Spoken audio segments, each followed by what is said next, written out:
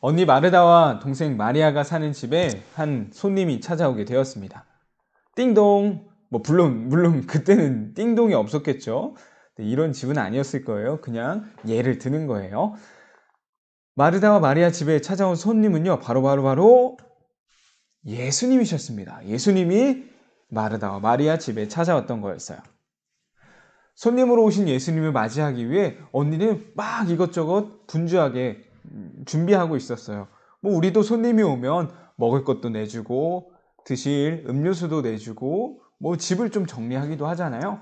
이렇게 마르다는 언니는 열심히 준비했습니다. 그런데요, 동생은 예수님의 발 앞에 앉더니 예수님이 하시는 말씀을 듣고만 있는 거예요. 언니 눈엔 동생이 노는 것처럼만 보였겠죠. 마르다는 열심히 준비하고 있던 반면에 마르다는 예수님 앞에 앉아 있었습니다. 마르다의 마음이 어땠을까요? 쟤 나 좀 빨리 도와주지. 나 혼자 이렇게 바쁘게 하고 있는데. 성경에서는요, 이렇게 말해주고 있어요. 누가복음 10장 40절입니다. 마르다는 준비하는 일이 많아 마음이 분주한지라 예수께 나아가 이르되 주여 내 동생이 나 혼자 일하게 두는 것을 생각하지 아니하시나이까 그를 명하사 나를 도와주라 하소서.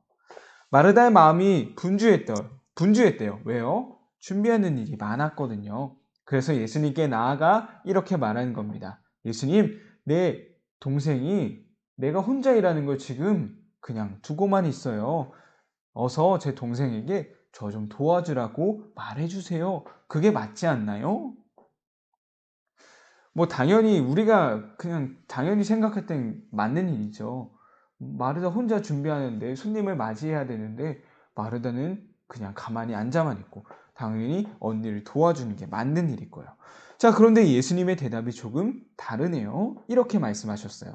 주께서 대답하여 이르시되 마르다야 마르다야 내가 많은 일로 염려하고 근심하나 몇 가지만 하든지 혹은 한 가지만이라도 족하니라.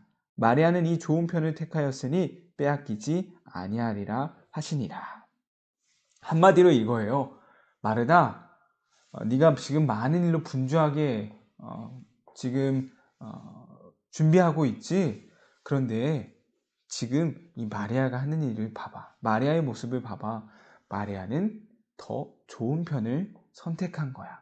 한마디로요, 마르다가 분주한 모습보다 도와주지 않는 마리아, 예수님의 발 앞에서 말씀을 듣고 있는 마리아의 모습이 더 옳은 모습이다, 올바른 모습이다 라고 말씀해 주신 것이었어요. 자, 이게 무슨 말일까요? 우리는요, 많은 일들을 합니다. 우리 삶 가운데서 참 많은 일들을 해요. 그런데 우리가 정말로 해야 되는 일은 바로 하나님이 원하시는 일을 해야 된다라는 거예요. 마지막 질문이에요. 우리 마음속에 예수님이 찾아왔을 때 과연 우리는 무엇을 하고 있어야 할까요? 함께 마르다와 마리아 집에서 있었던 일을 살펴보고 왔는데요. 자, 우리 친구들 어떻게 봤나요? 오늘 말씀의 이야기를. 전도사님은요, 사실 마르다의 그 행동이 그렇게 잘못된 것 같진 않아요. 전도사님도 그럴 것 같거든요. 집에 만약 귀한 손님이 찾아오신다? 그 손님에게 뭔가 맛있는 음식도 드려야 될 것 같고 편히 쉴 수 있도록 뭔가를 더 준비해야 될 것 같고 집도 조금 청소해야 될 것 같거든요. 마르다가 했던 게 바로 그런 모습이었습니다. 그런데요, 마리아는 그 예수님과 함께 앉아서 예수님 발 아래 앉아서 예수님의 말씀을 들었던 것이죠. 물론 둘 다 중요한 것이고 반드시 해야 하는 것이지만 예수님은 마리아의 모습이 더 잘된 모습이다, 올바른 모습이다 라고 우리에게 말씀해 주신 거예요. 이것은 우리의 삶에 있어서도 마찬가지예요. 우리의 삶에 있어서 참 중요하고 반드시 해야 하는 일들이 있죠. 뭐가 있을까요? 당연히 학교 가는 거 중요하겠죠? 공부하는 거 중요할 거예요. 가족들과 함께 즐거운 시간 보내는 거, 이것도 굉장히 중요한 시간입니다. 우리의 건강을 위해서 운동하는 시간, 이런 것들 굉장히 중요한 것들이 많이 있어요. 자, 그런데 우리는 물어봐야 한다라는 거죠. 맞아, 우리 이렇게 중요한 것들, 반드시 해야 되는 것들을 하면서 살아가는데 과연 그것이 예수님이 진짜 원하시는 모습이냐라는 거예요. 하나님이 정말 기뻐하시는 모습이냐라는 거예요. 공부하는 것도 중요하지만 그 중에서도 가장 하나님이 좋아하시는, 하나님 기뻐하시는 것, 그것을 해야 된다라는 겁니다. 교회도 마찬가지겠죠.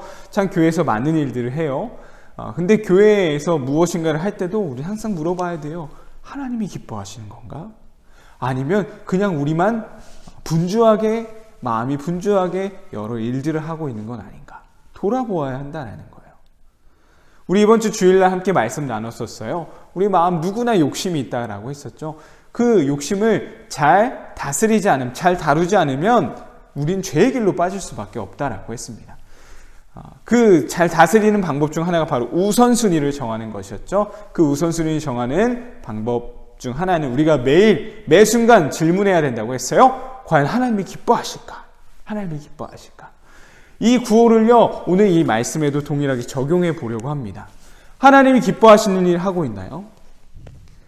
자, 우리는 꼭 해야 되는 걸 하지만 그것이 하나님이 기뻐하시는지를 꼭 물어봤으면 좋겠어요.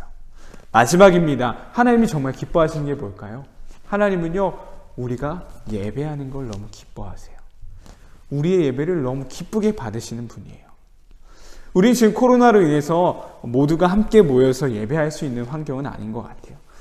그러나 우리는 꼭 질문해야 됩니다. 학교에 가지만 가족들과 즐거운 시간을 보내지만 예배드리러 나오지 않는, 예배하지 않는 친구들 참 많은 것 같아요. 우린 질문해야 돼요. 하나님이 정말 기뻐하실까요? 그 모습을.